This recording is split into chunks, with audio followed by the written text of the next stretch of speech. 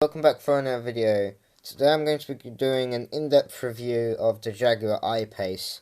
Now just recently I did a video comparing it to the Tesla Model X. So if you want to go see that video, I'll put a teaser card in the top right hand corner of your screen and you can go check that video out for yourself. I also do have an in-depth review of the Tesla Model X. I'll also put a teaser card in the top right hand corner so you can go check out the separate reviews. And let's get on with the video. So we're going to start exploring the car. So this is a refreshed and brand new design. So I'm not going to build and order mine online today. I would normally build a car and go over the specific details and options you can choose through when you're building your vehicle. But in today's case, I'm just going to be going through all the images and some other specifications that you can still get, but it's just a case I'm not building it.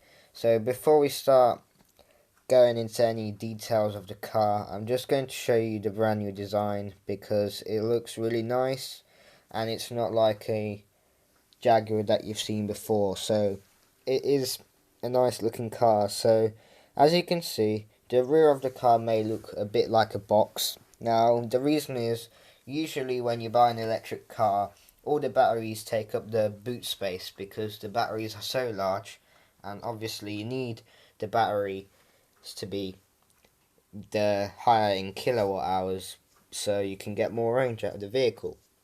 Now, it's got more boot space because of that extended shape. So as you can see, the bit where it looks like a box or where it doesn't quite look well, then that is where you're getting your extra boot space, so for your extra luggage or anything you want to put in your boot. Now you can also see it's got some nice door handles, so they will simply just open once you unlock the car. We've got some really nice wheels and rim designs. They're not as futuristic as you find on the brand new Tesla variants, but they are still relatively nice, and you can see on the looks of things that there are sports seats in this specific specification. We've also got a grille, and you've got your charging port over there. So the brand new grille is slightly smaller than every other electric vehicle, but is relatively large because you normally expect no grille or a really small one. But in this case it's quite large actually. Now we also have LED headlights and we have a panoramic sunroof, and I'll get on to the details for the interior as well. And overall it's a very nice car. So it starts from £65,000 here in the UK. And for charging at home and for charging publicly, I recommend you use the Untitled charging network when you're charging publicly, and also for home charging I recommend you get installed the pod point charger, which you can get for under £450 depending on the variant you want to go for. Now these are all suitable for most electric vehicles, and also you need to charge using the Type 2 cable that your vehicle comes with. So with the Ionity charging network, you'll find to get over 200 kilowatt speeds. So these are really good speeds and will be able to charge your car relatively quickly. But the disadvantages are that it does come quite expensive, and it can be expensive, more expensive than other public chargers or any other networks. So now I'm going to go into some other details for you to know about. So its performance, it has about 400 horsepower and it has 700 newton meters of torque. It has 0 to 60 in about 4 seconds and has a 90 kilowatt hour battery. It is an overall very nice car with 290 miles of estimated range. So I'm going to go through the power terrains so you can see the sort of idea that I'm trying to get across. So we've got a boot space of 650 litres and a boot space of 450. Now you can also have a 50 kilowatt DC rapid charger, so that can be found at many public charging stations all across the world. So it can achieve 168 miles per hour of range, and overnight it should deliver 22 miles of range per hour, so every single hour just another 22 miles of range. So that depends on the consistency of your charging cable. Also, you can see this is the chassis. So overall, this is what it looks like. Very nicely planned. You can see all the batteries here in the back. So yeah, I'm going to go to the performance now, and we're going to explore the performance. And it's got electronic air suspension, so when you are on a bumpy road you can turn this air suspension on, and it's very actually helpful, or even if you're not off-road it's actually quite helpful. And we've got torque vectoring, so this basically means that because this car has a ridiculous amount of torque, this can also be used for like controlling the braking in like various different modes, either front or the rear wheels, and this will add like an extra turning force if you're turning, or extra brake pressure when something feels wrong or you just need support for the car. Now we have got some adaptive dynamics, which basically means that it will supply like a drive terrain that is suitable, so like a comfort drive terrain.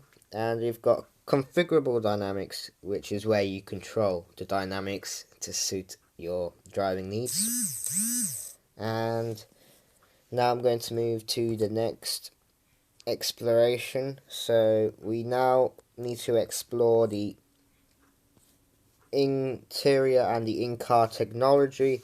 So for the interior, it looks very nice. We've got lots of different materials, and you can see we've actually got physical dedicated buttons for the climate control, air conditioning, and main bits that you want to just have a button to quickly get to. So shortcut buttons, rather than having on a 15-inch screen like in the Tesla where you have to go through little menu icons or multiple menus to find your certain feature.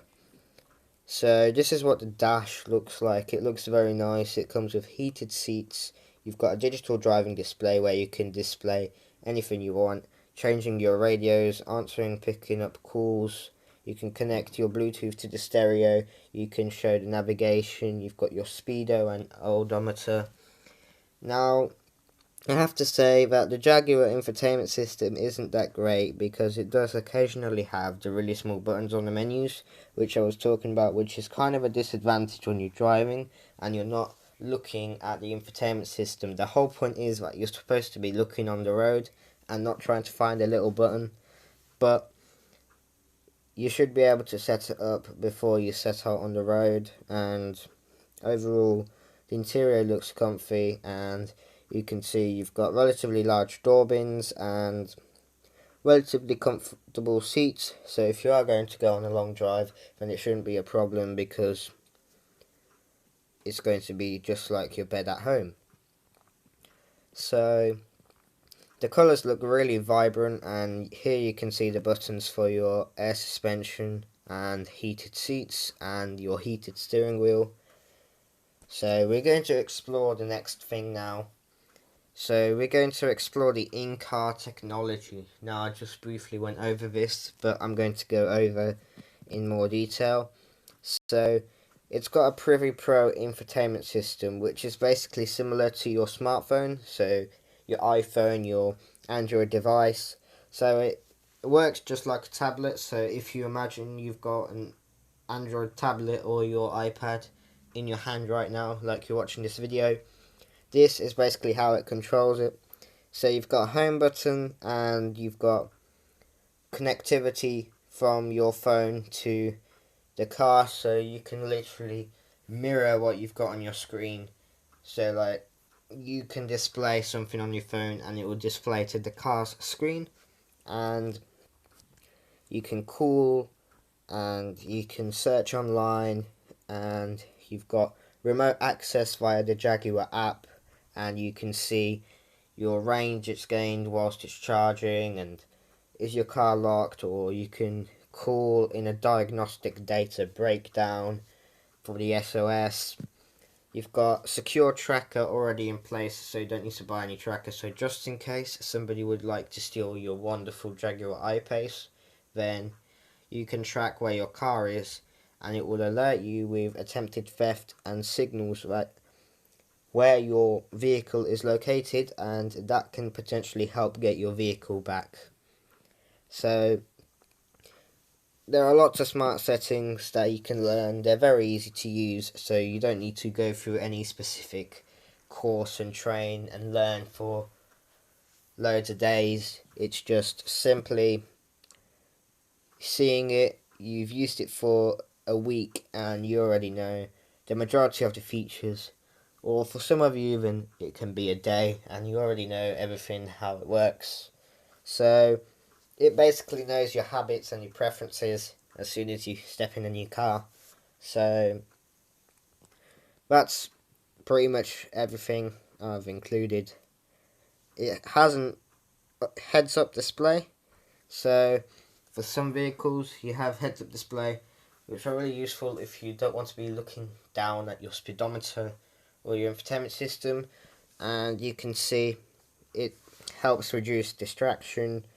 It's an optional extra, and for me I find these sometimes relatively annoying. They can be a bit too dim at times, and sometimes they can be a bit too bright, so you really need to find a setting where it's not going to be too bright or too dim, depending on the time of day it is, and also depending on the weather, so that can distract you even more.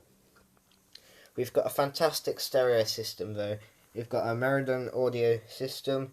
It's got superb quality, and it's got 16 speakers and one subwoofer, so if you're really good to listening to your music, or you're a music fan and you just listen to music all day in your car, then this is perfect. It's got all the audio you need.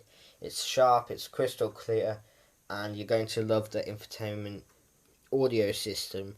So I think it provides the best sound experience and it's amazing. So that sums up the Jaguar I-Pace, and although it has this pricey tag, it's still a nice car, but